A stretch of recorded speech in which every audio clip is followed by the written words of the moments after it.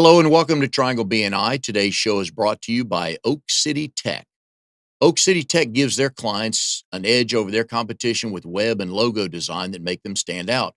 They increase brand awareness and generate leads with SEO and social media presence, and then convert those leads into clients for you with content creation and email marketing. Founded in Raleigh in 2009, Oak City Tech works with businesses, organizations, and brands around the country. So go to oakcitytech.com, see how they can help you. Say hi to Drago, tell them we sent you, and I know they'll be able to help you. Hi, everybody. My name is Mike Manning, and each week we bring you wonderful small business success stories from Triangle BNI. If you are not familiar with BNI, it is Business Networking International, the world's largest networking organization. Our little slice of heaven here in the Triangle, if you're not familiar with North Carolina, it's Raleigh, Durham, and Chapel Hill. We have 30 chapters meeting every week, helping each other grow their business. Have 6 core chapters trying to get to full chapter status, and then roughly 600 members each week. We'd love for you to go to trianglebni.com. In the upper right-hand corner, it says it says find a chapter. Click on that, pull that down, and you can look for any part of the triangle, any day, any daytime, and see what works out good for you. We'd love to have you come visit. We have wonderful stories each week. You're going to meet neat people like our guest this week, William Porter, who is the first author on the show. William, good to have you here today. Good being here. We've had a lot of distinguished people, but none, I think, write as well as you. So we'll look forward to talking to you about all the books you wrote, and we'll have some fun with that. William is in RDO2, Cary Connections. They meet Monday mornings at 8:30 at the Maiden Inn in Cary, and we're both back from his meeting this morning. He had Visitors Day, had a good turnout, about 13 visitors, and hopefully a couple of new members will join, and they'll get to know how special your group is. Well, I look forward to this interview. As a matter of fact, we've talked about it for some time, Mhm. and I'm looking forward to your question. Hopefully, I'll be able to give you some answers. You'll be just fine. So we are in the last week of July. I think just about a month ago, it was middle of January for 2019. The year seems to have flown by. How has business been? How's your creativity with upcoming books, previous book sales, and everything? How's the year been for you? Well, you speak of the end of July. Uh, I just started a podcast last June with the group I belong to, one of the groups I belong to. And one of the efforts that we have that I've introduced on my podcast is the writing of a book. I provide workshops, by the Mhm. way, to beginning writers and prospective authors. And uh, what I decided to do with this series of podcasts is to offer my listeners an opportunity to write their book. Uh, I assume that many of them will be writing their first book. And what I give them on these podcasts, uh, I give them ideas as to how to best do that. So I'm looking forward to that.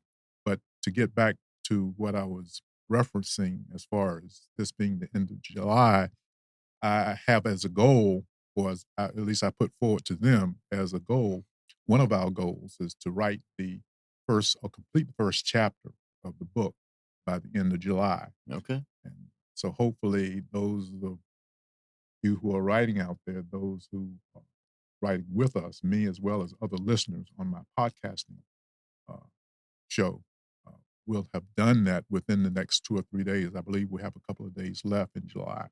So that's one of the things we're doing with my new podcasting uh, Where can they series. find your podcasts? My podcast can be found if they were to go to www.entrepreneurship.com. Excuse me, let me correct that. www.entrepreneurship.black. That is the website they could go to Okay. get more information about what we're doing.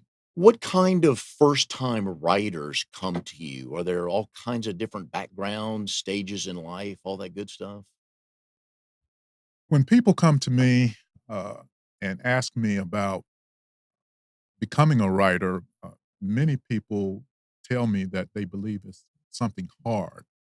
When I tell them that I'm a writer or an author, they wonder exactly how they could do that because many people really would like to become an author. They would like to write their own material, but the problem is that many people I find are apprehensive about doing that because they think it's hard. And what I try to do is tell them that it's not really hard, but it does require a lot of work. And so as a result, one of the things I do in addition to being an author is providing workshops for beginning writers and prospective authors. And I give them secrets or pointers or however you want to put it, things that they could do to enhance their chances of writing a book in particular. And again, we've been doing that since the beginning of June as far as these podcasts are concerned. So I'm really excited about that. And you and I actually, about I guess about a month and a half ago, we sat down and did our one-to-one, and I'd asked you that very question that I'm very interested in writing a book, and it's like with any industry, we think we know how it goes, and we really don't. And you were explaining to me that it's not that difficult to do once you have the content, but I'm just always curious on the timeline because you were saying that you by the end of the month, you wanna have your first chapter done. Do you put timelines on yourself when you're writing a book, and how would you recommend for the creativity of all of us to come out? Well, one of the things that I suggest to people, especially if they haven't written, is to number one, know what they're going to write about. Yeah. And I suggest to people that it's best if they write about something that they're familiar with, because if you write about something you're familiar with, then it's much easier Mhm. to write. And you can do that simply by summarizing particular topic with a title, and you can make the title simple, but that basically summarizes what you would like to talk about in your book.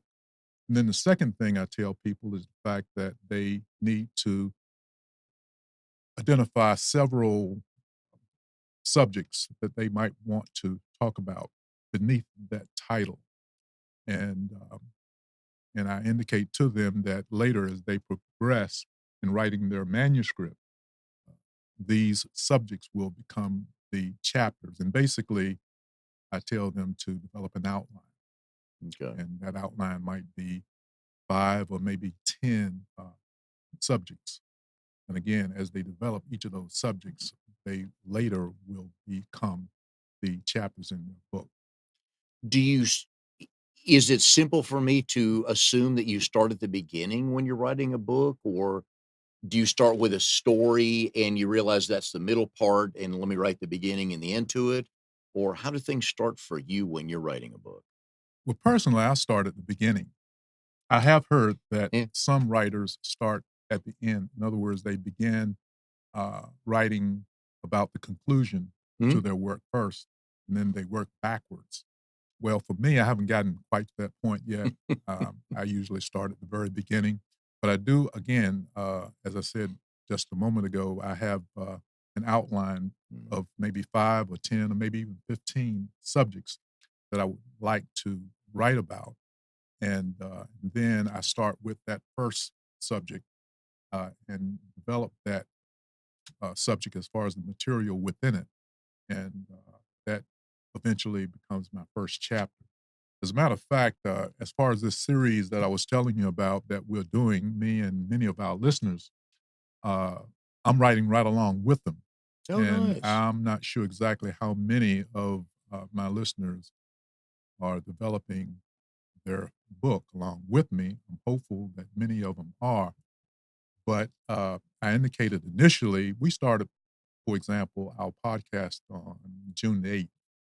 And by the way, my podcast can be accessed on Saturdays at 9 a.m. Again, www.entrepreneurship.black. Go to that website, you'll be able to access my podcast, which airs every Saturday morning.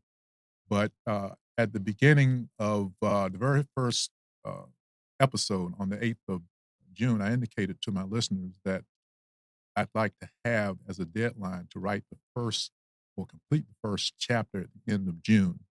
And things came up as often do when you write. And personally, I didn't come close to finishing my first chapter at the end of June. So I didn't practice what I preached, basically. And so I extended that deadline to July, the end of July.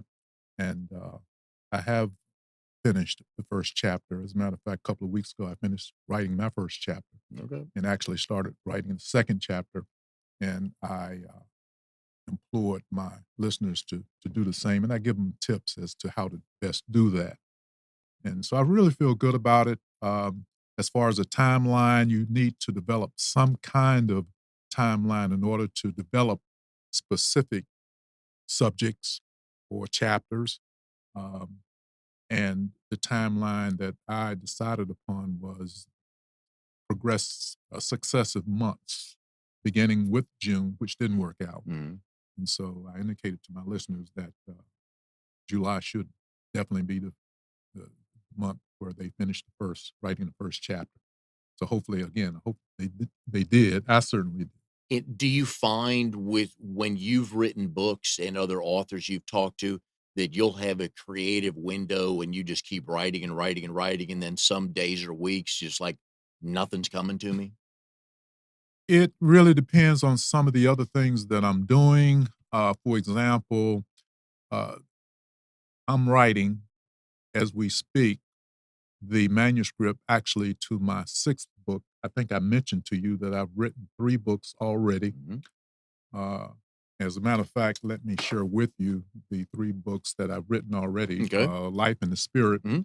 was published in Yep. August of 2015. It's my first book. Yep. Just hold that to the camera right there. There you Um, go. And we're going to talk about each one of these as we go. Yep. So, this was my first book, nonfiction about the experiences people have had that are unusual, extraordinary, and in some cases miraculous. And then the second book that I wrote was published in July. Get this straight, July of 2017. This is a fictional novel mhm. about relationships. And by the way, I have a sequel coming out in about a month Mhm. uh, to this particular novel. And then the third book that I wrote uh, is Miracles in the Lives of Ordinary People. It's another non-fictional account of experiences that people have had that are unusual, extraordinary, and sometimes miraculous. So, but I've finished my fourth manuscript. As a matter of fact, my daughter just finished reviewing my fourth manuscript Okay. about a couple of weeks ago. That won't be published until uh, springtime 2020, maybe early summer Mhm. 2020, and that will be my fifth book. Okay. And then my sixth book, again, I'm writing on right now with my listeners as we progress with these podcasts. Is your daughter a hard grader on your book? She She come really back with is. red marks a lot? She's very uh she's not lenient, I'll put it that way. Even though I'm her father, Yeah. she's very strict as far as her But that helps you though, it right? At helps the a end of whole the it day. helps a lot. And not only my daughter, but when she finishes, I go over the manuscript again, and then I send the manuscript uh, uh, to my editor that I'm working with the publisher that I have. Okay. So it's a process, and that's the thing about being a writer. As I mentioned to my listeners each week, it is work. It's not difficult, Right. but it requires work. And I often talk about the 3 P's of success: purpose, product, and process. Well, the process part is the work part of it. Maybe we'll get to the first two Mhm. after a bit. Okay. All right. We are here with William Porter. He's an author in RDO2 Carry Connections. They meet Mondays at 8:30 a.m. at the Maiden Inn. Today's show is brought to you by Oak City Tech, where they will help you reach your goals with proven technologies for increasing traffic, leads, and sales to help you grow your business. Please go to oakcitytech.com and check them out. Each week at BNI meetings, there's a featured speaker, and depending on the size of the group, it's either 5 minutes or 10 minutes. And each week, the featured speaker is introduced with the bio sheet, William. So that's how we do it here. So we're going to give you a chance to talk more about, let people get to know you a little bit more. Okay. William Porter, an author, is in RDO2 Carry Connections. How would years in the business? How many? I've been an author now for 5 years. Right? In previous jobs, so we'll get to some of the working stuff. We find our best stories on this show come from high school, and that you say, okay, or growing up in Eastern North Carolina. I know you're working way before high school. So give us that one good story that we will enjoy, but that you had growing up, whether it lasted a long time or a short period of time, but a memorable one that you've had. Well, as you suggest, I've had several, stories, and but I'll mention maybe 2 or 3. Coming up, as I may have suggested earlier, indicated that, I'll be turning 70 very shortly, and, my first recollection of a major event in my life was, Hurricane Hazel here in, Eastern North Yeah. Carolina, and if you're old enough, you may Mm. remember that as well. But we had one of the first television sets in the community, and I remember my cousins, about 7 or 8 of them coming to our house from about 4 blocks down the road to look at television. They did that very often, but on that particular day or weekend, I forget the time of, that hurricane, but they came to our house to ride the hurricane out, Mhm. and, I remember looking outside, seeing the roofs, being blown off of buildings, and we had a tree, a pecan tree, in the backyard about maybe uh, 10 feet from our house, and that hurricane blew the pecan tree over, Oh, and at that time in 1954, of course, I was about 4 or 5 years old, and I remember the roots of the tree after it had been blown over, were taller than, I was at the time. And wow. it took my father 3 or 4 weeks, maybe even longer, to get rid of that pecan tree, and so we didn't have that tree any longer. We had another, as a matter of fact, we had a number of fruit trees in our backyard, plum trees, cherry trees, as well as pecan trees. But that was a huge tree. But the point is that I write inspirational books, and, that was an unusual and even miraculous situation because of the direction in which the tree fell. It fell away from our house, onto the property of our neighbor next door.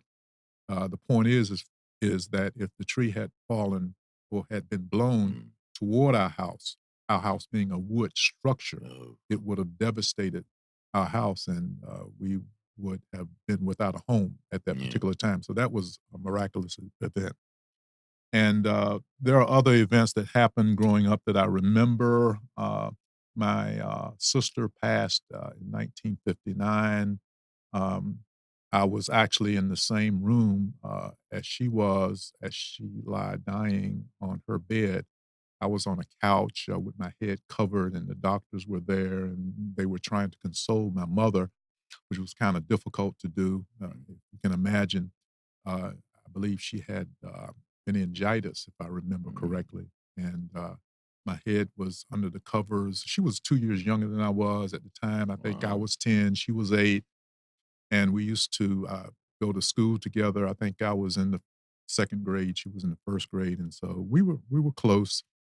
Her name, was Mary Ann, and, I heard the whole thing as to how, or the fact that she was in fact dying, and my mother ran out of the house screaming up and down the street, that, she was gone, and I actually shedded a tear or 2 under the covers, Yeah.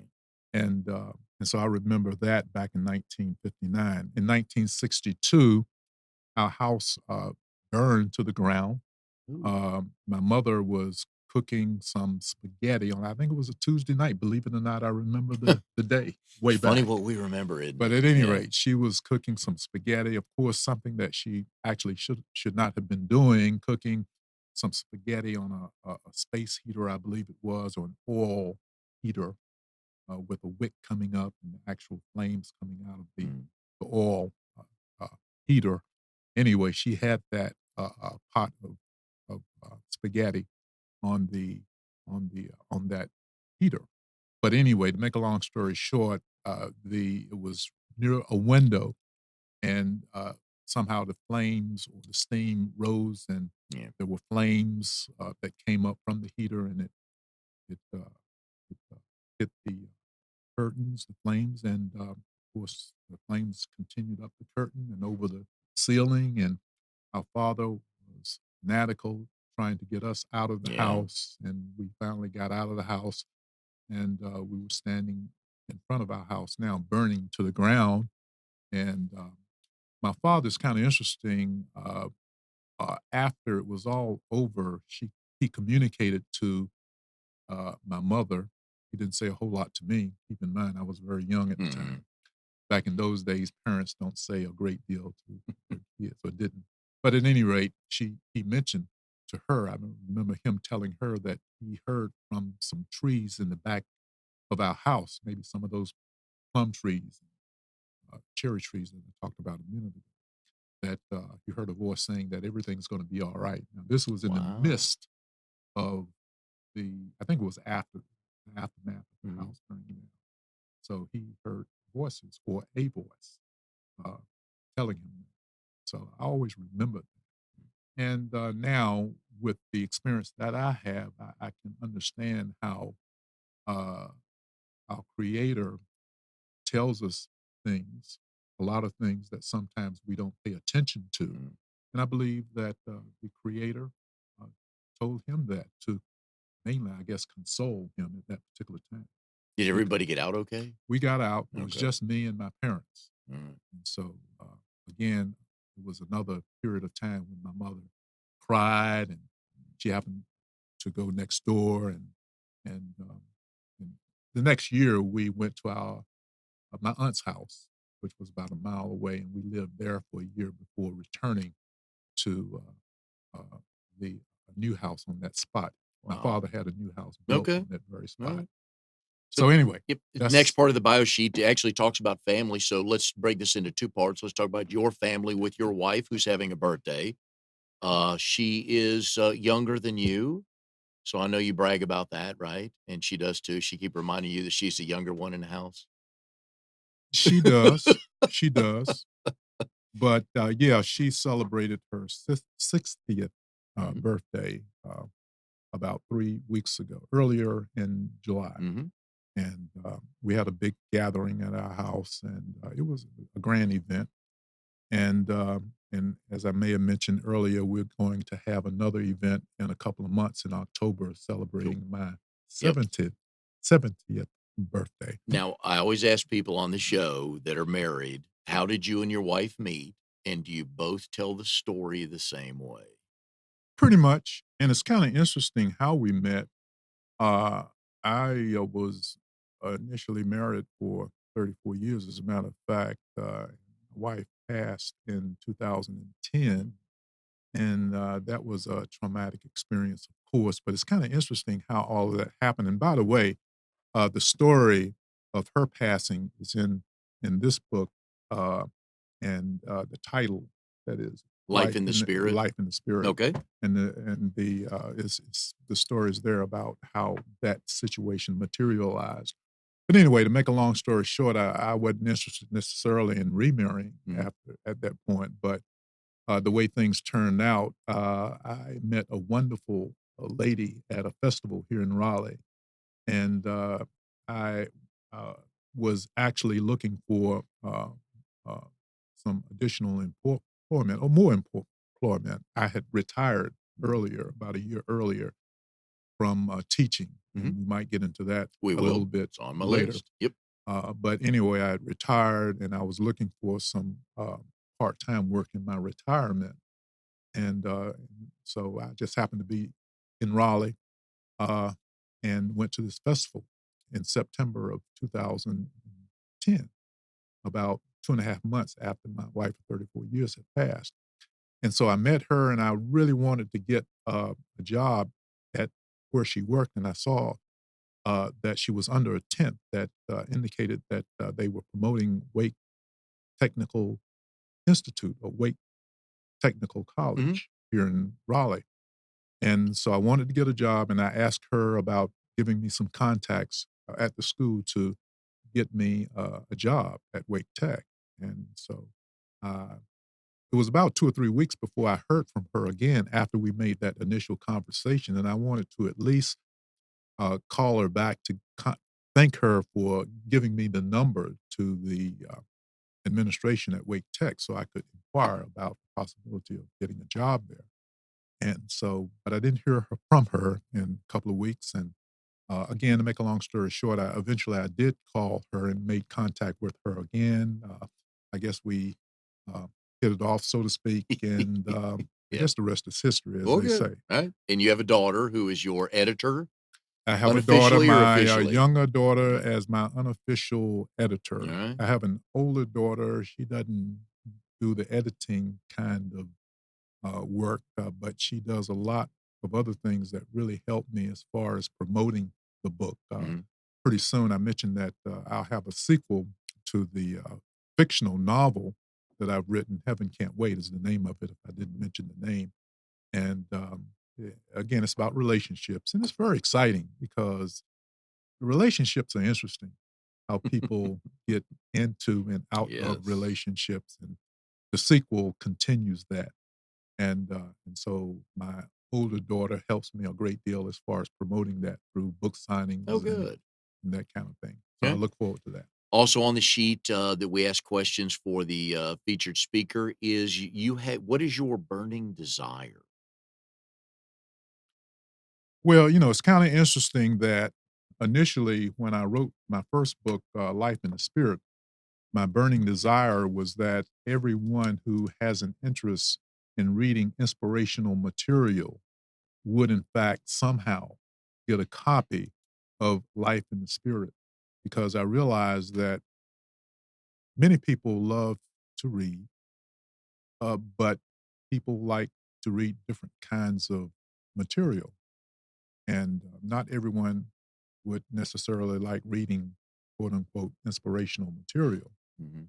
And what mean by inspirational, again, experiences I've written about people having these unusual, extraordinary events, sometimes miraculous events, is very compelling. And I've put these events in this first book, Life in the Spirit. As a matter of fact, the very first chapter is about my daughter, my older daughter, who gave out of gas on You 440, told me that I was gonna ask you about this, and, yes. she came home one day and said, "Dad, I'm out of gas. I gave out of the gas today." That wasn't a good feeling when your daughter comes in and tells you that she gave out of gas. In other words, it kinda lets you know that she was on the road stranded for a while. But anyway, she did tell us that, she was able to guide the vehicle even though it was totally out of gas Mhm. for about a mile and a half off of the, uh, Beltline, the interstate here in Raleigh, North Carolina, to a nearby, gas On to station. Glenwood, right by the On to hotel at the Glenwood. BP station, Yep, right? and Yep. the car glided exactly where it needed to be for her to get the gas Uh, that she needed, and so she declared that God helped her mhm. with that particular situation. We're So that thrilled was at the that, yep. first chapter, Okay. and then I had, 14 other chapters. Yeah. Uh, by the way, another chapter, actually it's chapter 14. My brother was in town from Florida, and, we were at Triangle Town Center here in Raleigh, and he had something to get. We live in Garner. And so after he got whatever he needed to get from Triangle Town Center, we started to my house. He was staying with me that particular weekend. And I came down this particular road. You may be familiar with it, Garner Road, going from Raleigh into Garner. Mhm. And we were getting ready to cross a railroad crossing uh, just before going to White Oak. And just as I was approaching the railroad crossing, uh, we heard a noise from the left side of the vehicle where there were a lot of trees and brush. You really couldn't see very clearly. And what happened was that there was a freight train coming from the left, and we were able to, at least I was able to stop the vehicle just before going across the railroad tracks. And I had to hold my right foot on the brake pedal for at least 2 or 3 minutes so the car would not move forward Yeah. into the freight train. And so, of course, eventually the freight train passed. And if you're familiar with freight trains, they take forever Yeah. to pass. And it took that amount of time being on pins and needles with my brake, with my foot, right foot on the brake pedal. And so That story was story 14. Okay. So those are the kinds of stories that you'll read about in my first book, Life in the Spirit. Well, good. And again, my third book, Miracles in the Lives of Ordinary People. Uh, uh, that book is a continuation of Okay. these true stories. One of my favorite questions on the bio sheet to ask people is something we don't know. Tell us something no one knows about you. And let's go back to you growing. How many cousins live near you where you grew up? They live within a radius, at Um, least when I was growing up, yeah. within a mile, How a many couple of cousins? miles. Well, I have a number. When I was coming up, maybe 20, 30 Gi- Give cousins. me a good cousin story. You guys got together one day, whatever age. Just give me a good cousin story. You guys, I know you never got into any trouble, William. Knowing you, that would have never happened. So, Well, I didn't get into any trouble. It wasn't a cousin, actually, it was a group of, friends of mine, and, I used to play basketball a lot. When I was coming up, my father built a makeshift basketball goal and mm, contraption in the backyard, and I used to play basketball a lot. Still love to look or view basketball, not to play so much. But, anyway, make a long story short, one day, uh, I got involved with some fellows that were not, uh, up for doing, I guess, a lot of good. So you always have that particular element. oh yeah, And we ended up under this bridge not very far from our house. And I remember I didn't do it personally, but I remember someone in the group throwing rocks from under the bridge up to the bridge, trying to hit, I guess, a vehicle or no, vehicles that were passing by. Anyway, to make a long story short, a patrolman came by my house later that afternoon and asked my parents, "Well, is William here?" And he patrolman told my parents basically what happened. In other words, they found out about it, the yo, yeah, small authorities. town, right? Yeah, So so anyway, that was kind of interesting. That was the only thing that I've been involved in there you go. illegally where I was caught in at least. Good family gatherings on Sunday for meals. Well, I used to, go to, my grandmother's house. We lived in Rocky Oh Mount, about yeah, an hour from here in Raleigh. My grandmother lived in a small town, called Elm City, okay, uh, North Carolina. And, as a matter of fact, my older brother grew up in Elm City, and he became a professor teaching Spanish. He relocated or located initially in Florida, and that's where he is now. But anyway, they grew on they had a farm, or at least they had a garden, not a farm necessarily, okay. and, we used to go down there every weekend to eat, uh, all kinds of vegetables, pork roasts, fried chicken, Oh, good um, stuff. butter beans, Yeah, uh, tomatoes, okra. I mean, yeah. cornbread. Yeah, I mean, Oh, that kinda thing, and good stuff. my grandmother could cook very well. Actually, she could cook a lot better than my mother. I love So we grandma look cooking forward stories. we Yes. look forward to going down to my Yes. grandmother's house, We and are we are here with William Porter. He is an author. We're going to get ready to talk about his books here in a second. He's in RDO2 Cary Connections. They meet Monday mornings at 8:30 at the Maiden Inn in Cary. Today's show is brought to you by Oak City Tech. Oak City Tech gives their clients an edge over the competition. They'll increase your brand awareness and generate leads with SEO and social media presence, and then convert those clients into paid customers for you, make you a lot of money. Oak City Tech was born and raised here in Raleigh, 2009. Please go to oakcitytech.com and let them know you're looking for some help. I know they'll be able to help you. Ask Drago for some good help. Tell Drago, Mike, and Amnon sent you, and I know they'll take good care of you. All right, William. So your first book you wrote, Life in the Spirit, 2015. Do I have the right date? August of 2015. All right, what I've got, it's a series of true stories about people in their everyday life and how they have been blessed and favored by God. And we all see it and we know it. Some people, some believers, some non-believers, and that's fine. But we know when we see that, when something happens, that somebody was watching out over us. And I gotta believe there are tons of stories you have, and just getting kind of whittling the stories down to one book. How did all this come about, and why was this the first book? Well, I tell people that there's so many stories that I've come across. I talk to a lot of Oh, yeah. people, and a lot of people tell me about some of the things that's happened to them. Obviously, I can't put everything into print, and what life in the spirit is all about is basically allowing the spirit, the Holy Spirit, that is, guiding you to be selective in what to put down and what to avoid, and not to mention to organize what you do decide to put down. And so I pray that I select those stories that I can easily write about, and that for someone, someplace will be touched. Yeah. And so that's how I go about deciding what to write, what not to write. And are these people that you talk to and ask them stories, or did you hear from them or someone else, "Hey, they have a story you need to hear"? It's almost always stories that have been told to me. Mhm, I have a friend of mine. We have a friend in Garner.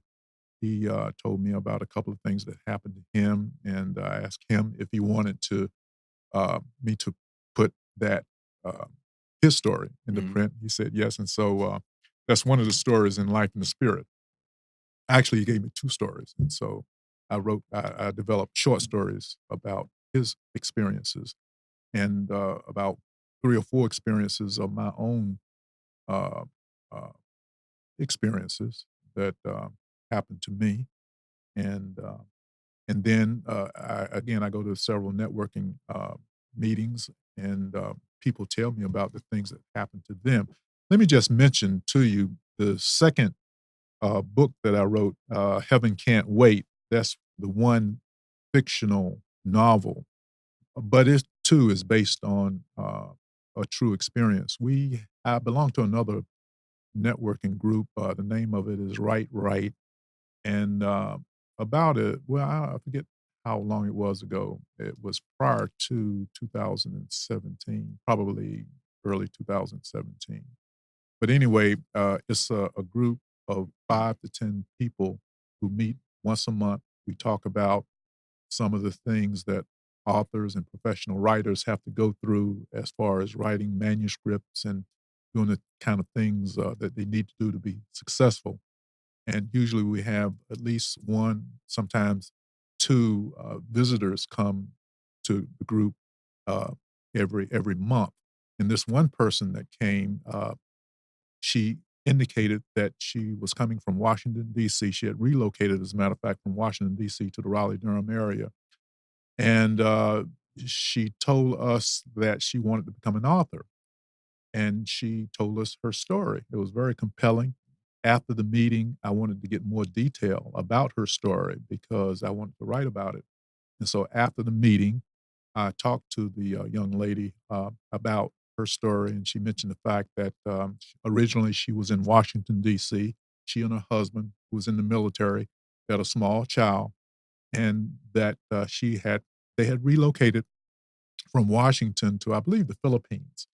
And but shortly after they arrived in the Philippines, her husband found someone else that he wanted to be with, and left her stranded in a foreign country with her kid. And so, again, she and her kid came back to the States, to the Washington, D.C. area before relocating to the Raleigh area. And so she told us the story as a group, and then I got more detail after the meeting. And I asked her if I could uh, write about this particular story. And she said yes. And that's how Heaven Can't Wait. I'll put it up And the again. character's name is Maggie. The central Mhm, character is Maggie. And that's what Heaven Can't Wait is based on, this mhm, particular true story, even though it is a fictional mhm. novel. When you started writing Life in the Spirit, that was your first book. What'd you learn about you when you started writing that book? Well, I've learned, in addition to when I first started writing Life in the Spirit, I learned that, again, it's not just a cliche as far as being led by the Spirit. In other words, there is an actual spiritual force in the world today. As Christians, we know about the Father, the Son, and the Holy Spirit. Well, the Holy Spirit is with us all the time. And I don't think, even as believers, we take advantage of the Holy Spirit as much as we could. But the Holy Spirit guides us and tells us what to do in many cases, what to avoid, where to go. And it's a matter of listening to this uh, still small voice, sometimes it's referred to, that's deep within. And the problem is that there is so much uh, turmoil in the world today, so many things that distract us from listening to that still small voice within us, where we can get that guidance. And so one of the reasons why I wrote not only Life in the Spirit but also the other books is so that people can know that that spirit exists. As a matter of fact, it really does. Uh, Sometimes it's kind of difficult to realize that because of all the other things that's going on, and we do live in a physical world Mhm. of feel, hearing, tasting, touching. This is what we can identify with. And when you start talking about spiritual kinds of things, people are kind of mystified oftentimes about that, when in fact, it's a reality, Yeah. but you have to be a believer. Oh, yeah. No, And I'm with you. you have to be a believer. And you taught 30 years at Elizabeth City State. You've been involved in the church. You've lived a few places. You've met a ton of people. You have your own faith and your own stories. Did any of these stories, were you surprised by any of these that you heard from people? Was I surprised Yeah. Did any of them just by kind of scratch your head like, I've never heard that before? Or how did that happen? well, I tell you what, speaking of the spirit, and again, I've heard a lot of stories, but I was at a BNI meeting about 6 months ago, and I stood up and gave the group of about maybe 15 or 20 people what I do as far as being an author, just like I did this morning that you heard. And after the meeting, it's kind of interesting that people don't come to you and tell you about all the experiences that they may have had. And they're not really supposed to. I mean, that's personal. But a lot of times when people hear that that's what I do, I write about people's experiences, Mhm. they're more uh, likely to express to me some of the things that they have gone through. And at this one particular meeting, after the session was over, this fella, he had a suit on and you could tell he was a business person. And I was almost out the front door, leaving the area where the meeting was held. And he asked me if he could purchase a book, one of my books. And just before he did that, before he made the purchase, he mentioned to me that he had a very interesting experience as far as the passing of his father, I believe. And I could tell that he was very sincere about it because he didn't have to come and tell me that. Yeah. Yeah. But anyway, he told me that he pointed to the door that we came out of, which was about maybe 20 feet away. And he said that he experienced his father passing, and just as his father passed, he could see sort of like a rippling of the air just above where his father laid on the bed as Really? he passed. Kind of like, Wow. on a highway, if you travel here in North Carolina, anywhere when it's very hot, the pavement is so Mhm. hot, it seems like there's a rippling of the air just Yep. above the pavement. And that's what he said he experienced as far as his vision of what happened just above his father as he passed away. Yeah. And Wow. so he told me that, and he said he could identify with a lot of the Mhm. things that I was telling him that I wrote about. And most of us have stories. I know in a previous life in jobs, I was much younger working at the University of Texas in Austin, and I was in the athletic department, and we were in Dallas, I believe it was for, I don't know if it was volleyball or swimming, and the team was flying somewhere else. I wasn't going with them, so I had to drive the van back to Austin, and it was later on in the evening, and long day, long couple days, and I'm driving home. It's late at night and everything, and I wake up in the median on I-35. Everything was fine, but there's a reason I woke up and I didn't come across 2 lanes and hit anybody, so I'm with you on that, and I love these stories because most of us have something that happened that we can't do you can't factually explain it, but you know it when you see it, don't you?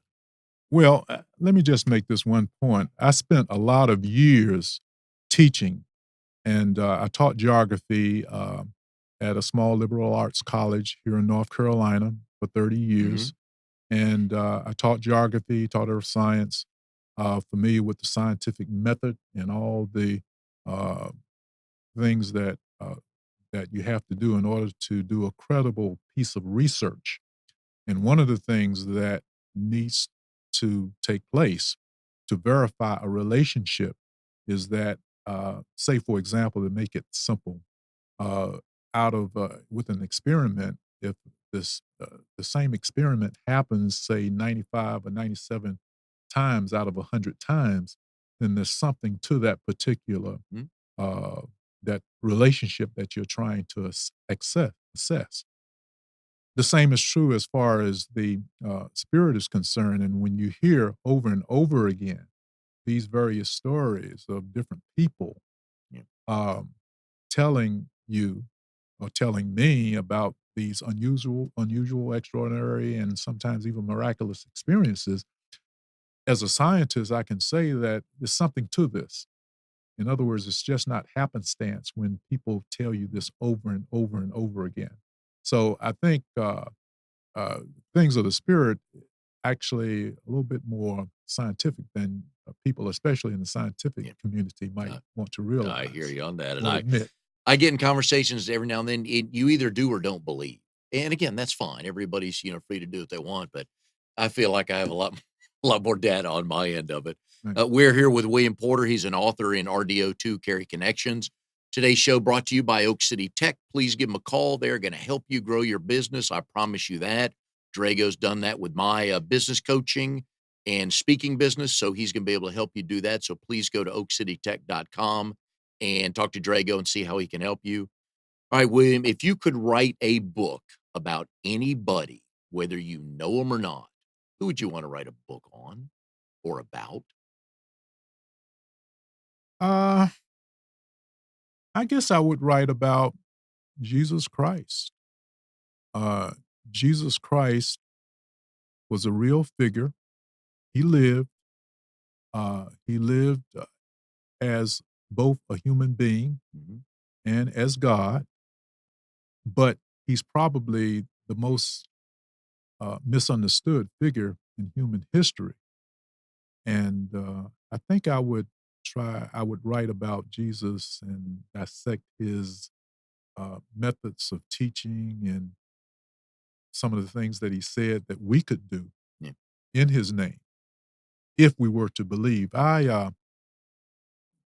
Lately I've kind of focused on this particular scripture, and that is uh, John 11:26, and it says, if I remember it correctly, whosoever lives and believes in me shall never die. And then it says, do you believe this? So, what he's saying in this particular verse of scripture is that if you live and if you believe in me, what I'm all about, what I was all about, and what I am all about still, because he has resurrected, of course, then you will never die. But you really have to believe that.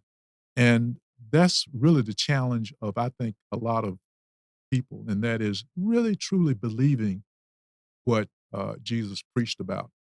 We know that back during his time, a lot of people didn't because it was a new message. Yeah. The Pharisees, for example, and the chief priest. As a matter of fact, if I'm not mistaken, they were the ones who caused his crucifixion for the most part. So I think I would write about Jesus. Okay. And I know you've got plenty of information to pull from, and plenty of ways you would want to talk about your thoughts on that. I know that'd be a wonderful book. We even talked much on miracles in the life of ordinary people. This is a documentation of experiences by individuals who believe that these occurrences were the result of divine intervention. How'd this book come about? Well, it's very interesting how miracles in the lives of ordinary people came about. It was actually meant to be the second book, but in 2016, when I was in the process of writing miracles in the life, actually at that time it was miracles in the life of ordinary people. So I spent all of 2016 up to uh, October of 2016 writing the manuscript of Miracles in the Life of Ordinary People. I used the same publisher that I used that published my very successful book, first book, Life in the Spirit. Didn't have any problems at all with the publisher. Everything went great. So I anticipated using the same publisher in the publication of Miracles in the Life of Ordinary People. So by October 1st, I had finished the manuscript. I sent it to the publisher. They looked at it, they verified it, and they said everything was good to go. They sent me a trial copy of Miracles in the Life of Ordinary People. And and then they indicated that I would receive 100 copies of Miracles in the Life of Ordinary People, uh, certainly before Thanksgiving. Well, I have a pretty large porch where I live, and I would come home every day looking for 4, 5, 6 boxes of my 100 copies of Miracles in the Life of Ordinary People, and didn't see it. I was really looking forward to it because I wanted to market it during the Thanksgiving holiday. So it didn't come by Thanksgiving. So, well, I said maybe it'll come by Christmas. So I continued to look for it. But Christmas came and went, no book. And then I got a letter from the publisher January 17th of 2017. It's kind of strange how you remember certain days, you know? But Kind of like anyway, that Tuesday with the oh yeah. yeah, it's amazing So what we do. anyway, January 17th, I got a letter after waiting for 2.5 months for my, actually a month and a half from my 100 copies. I got a letter from my publisher saying that they were in a period of transition. Oh, And to make a long story short, what that meant was that they had gone out of business. They oh, did say that they would try to help me find another publisher to complete mhm, the manuscript that I had sent to mm, them that produced my trial copy, but no 100 copies. yeah, But I never heard from them again. Actually, I gave them until April the 1st before I would take some positive action as mhm, far as getting back with them because they did say that they were going to contact me. And so I waited until April 1st, didn't hear from them. I finally contacted the publisher, and I did contact someone who had been with the publisher. As a matter of fact, I had worked with the individual the previous 10, 12 months. And this person said that they had been let go as well. And so I never again heard from the mhm, publisher. So I was left hanging high and dry, not having my 100 copies. But at that particular time, I was halfway through the um, writing of the manuscript mhm, of Heaven Can't Wait. yep, And so instead of bemoaning the fact that I didn't get my 100 copies of Miracles in the Life of Ordinary People, I just continued to write the manuscript okay, for Heaven Can't Wait. To make a long story short, it was published by in July of oh, 2017. okay, But the strange thing is, after I had published or had Heaven Can't Wait published by another publisher, of course, yes, um, I marketed Heaven Can't Wait for the next 3 or 4 months. And so the following Thanksgiving and Christmas, I had Heaven Can't Wait, which really was going to be my third book, but it turned out to be the second book because the book I yeah, was going to have as my second book was not done. But the point I want to make is that I was able, especially during the period of 2018, I was able to revamp and improve drastically Yeah. the manuscript that my previous publisher that had gone out of business did not publish for me. And by September 2018, I was able to, with this new publisher that I had, publish Miracles in the Lives of Ordinary People. He suggested that I change the title from Miracles in the Life of Ordinary People to Miracles in the Lives of Ordinary People. And I just want to mention this is that my story is in this particular book, Miracles in the Lives of Ordinary People, Okay. as well as there are 7 chapters. It's kind of unique, but I'll let people take a look at it. Can I assume your books are like children? Can you really pick a favorite? Well, I guess it's like kids. Your most recent is the one that you think about the most. My youngest son will be glad to hear that. Your most recent. But no, you don't categorize books. I am really a favorite, and it depends on whether you like fiction or nonfiction. Heaven Can't Wait is fictional, and some people Mhm. like fictional Yeah. novels, uh, and then other people like true stories, Life in the Spirit, and Miracles in the Lives of Ordinary People. Right now, I guess I'm leaning toward fictional novels because you have a lot more leeway. You can introduce a Yeah. lot of things that's kind of interesting that Yep. might not be totally true. Okay. And as I said, I have a sequel to Heaven Can't Wait coming out in about a month.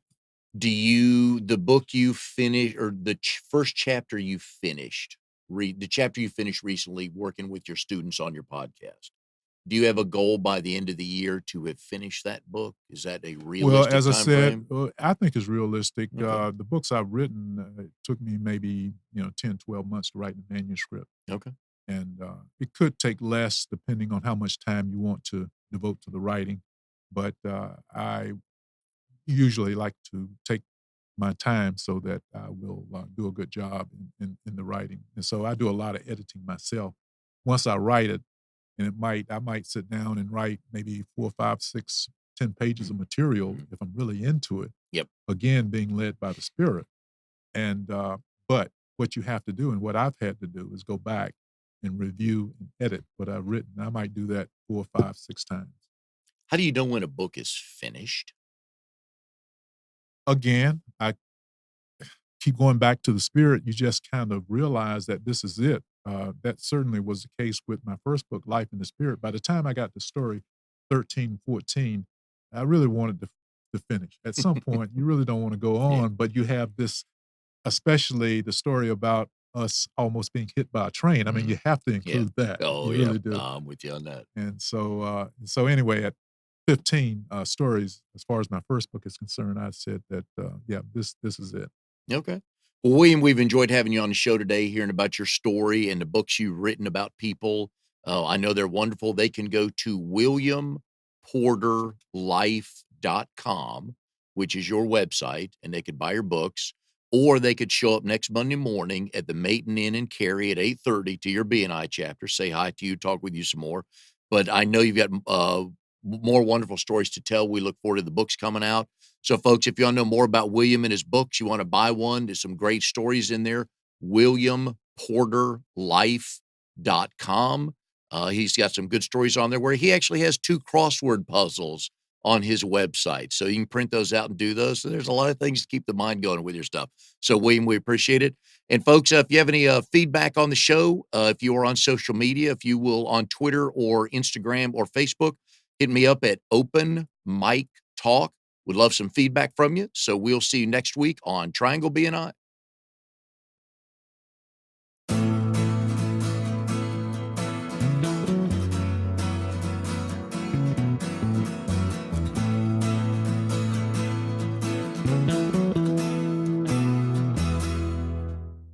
You are tuned to the Nissan Communications Network.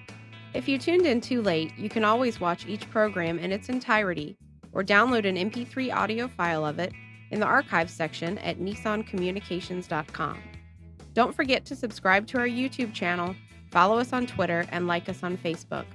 Sponsored by Telestream's Wirecast software, StreamingGear.com, Carolina Apparel, and DeltaForce.net.